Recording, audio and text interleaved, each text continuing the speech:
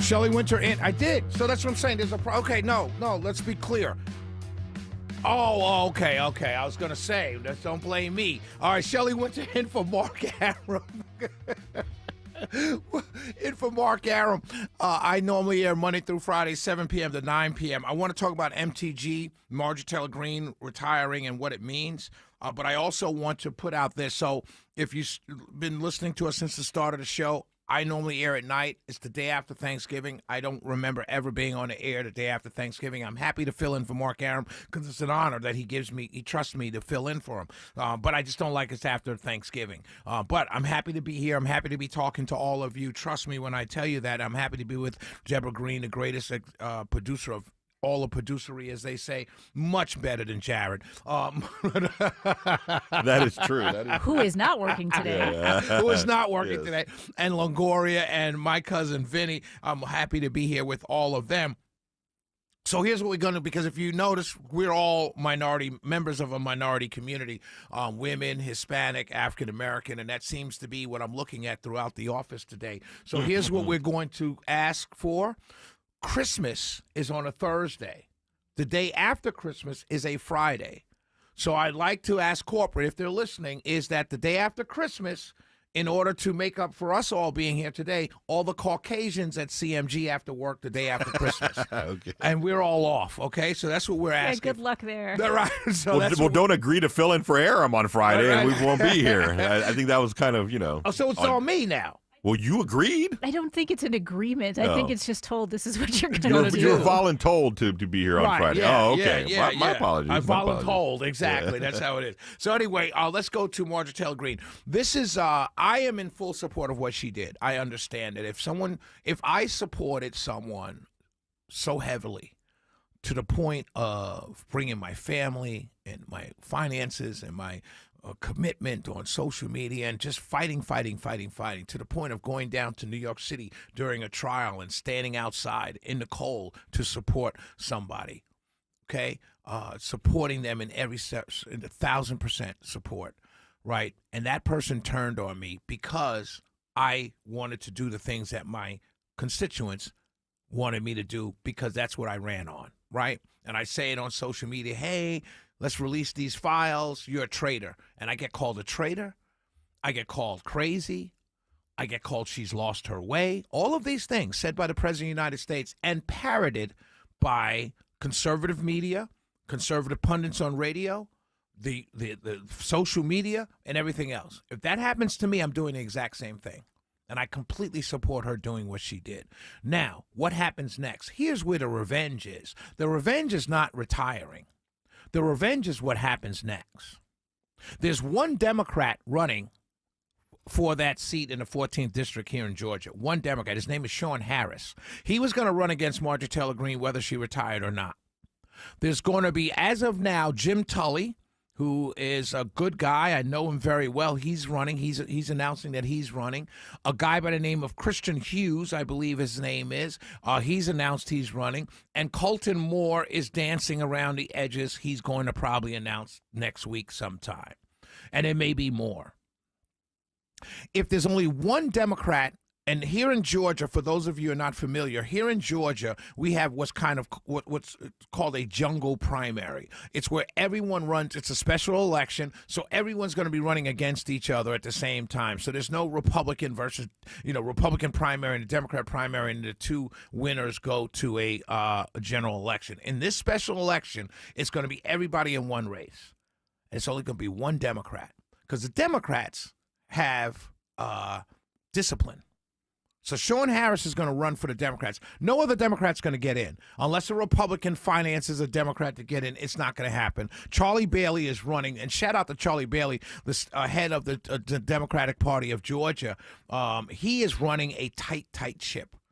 So when Sean Harris is already out there running, he's locking out every Democrat. And they'll scream and yell, but most of them don't have a chance anyway. They're going to focus on one Democrat running against, right now, 3, could possibly be 4 or 5 Republicans. All open. So here's what happens. Remember this. Now, everybody tells me, the 14th district is solidly red. Well, yeah, it probably is. until you get into these funky jungle elections. Now, here's what can happen. Can happen being the key word. You can argue with me. You can yell at me, Republicans. You could tell me, I don't know what you don't know what you're talking about, Shelley, but follow me here because I've seen it happen before, i.e. Kelly Loeffler, David Perdue. But that's neither here nor there. One Democrat versus 4 or 5 Republicans, everyone running together. Remember this, the 14th district had, if not the lowest, but next to the bottom in percent turnout for the PSC races, Public Service Commission races. 4% turnout the last time I looked at it. I didn't look at the end, but that's where it was trending, 4% turnout. That means 4% of registered voters in the 14th district turned out for a statewide race for the PSC Commission. These are the races that are in charge of your energy rates. And all the fear-mongering, your rates are going to go up, we don't want to become California, all the designed messaging for a particularly red district like the 14th, 96% of the voters stayed home and did not mind a Democrat being head of the PSC. That's your first indication that things can go left. Your second indication that things can go left is that this race is going to be held in the spring and summer, early summer of next year, meaning the jungle primary and then a runoff. That's going to be between spring and early summer. You're going to have very low turnout for something like that because a special election. You already have low turnout in a special election. However, remember, you have one Democrat running, and he's going to be heavily financed, and he's going to be and they're going to concentrate. The Democrat Party is going to concentrate on that one. Josh McCoon, my friend, who's the head of the GOP, he can't concentrate on one of the Republicans in the GOP side. But the Democrats, Charlie Bailey, can concentrate on Sean Harris and pushing him, getting volunteers for him, and pushing his candidacy. So that's number 2. Number 3, for those of you who think this can't happen, number 3, this is a big one. You had a divorce between Donald Trump and Marjorie Taylor Greene. There are people who love Marjorie Taylor Greene and may be mad at Donald Trump. There are people who love Donald Trump and are mad at Marjorie Taylor Greene. Either way, you have a divorce and you're asking the kids to pick between mommy and daddy. Well, what do kids usually do in those situations? They tune out. They bail. They turn to drugs. They just bail. They get disinterested. That's also going to also affect an already low turnout jungle election. These are the reasons why Marjorie Taylor Greene retiring was letting Republicans, letting MAGA, letting President Trump, and all who support him blindly without any kind of questions. That's why her retirement is such revenge is sweet. Because what she's doing is showing the Republican Party you can't turn on people like this because it will come back to bite you. And it's quite possible, I feel, that it can come back to burn Republicans in the 14th, no matter how much you think that district is red. And red it is. Understand this. Jungle election, low turnout, quality candidate being pushed by the Democrat Party in the state of Georgia can win in a runoff. Now, let me tell you about Sean Harris. Because you're going, oh, why are you talking about the Democrats, Shelley? You're trying to hurt us. No, I'm telling you what you're up against. You need to know this. Sean Harris is a veteran. He's African-American, and he's a farmer. He's pro-gun, and that's him. He's a veteran. Oh, we like veterans. He's a farmer. Oh, we like farmers. He's African-American, and he's pro-gun. We love pro-gun. So all the things Republicans love, he is.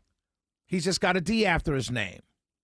But all the Republicans in the 14th aren't hardcore MAGA. Many of them are like, hey, my insurance rates are going up. I'm a little mad about that. Hey, my goods and services are going up. I'm a little mad about that. Hey, my health insurance is going up. I'm a little mad about that. Hey, my auto insurance is going up. I'm a little mad about that. By the way, the 14th is not filled with a whole bunch of rich people.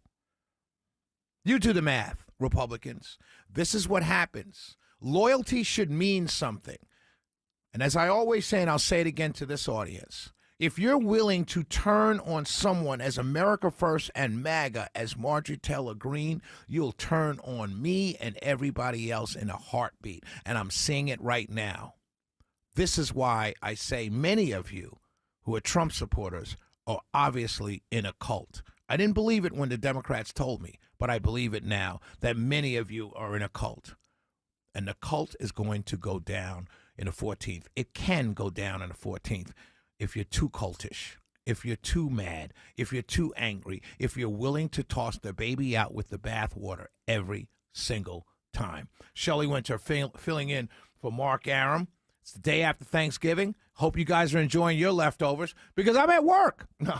We'll be right back. 404-872-0750, 1-800-WSB Talk. Let's go check traffic with my little sister, Chinwei. Hey, Chinwei. Hey, bro. Let's talk about the downtown connector. It's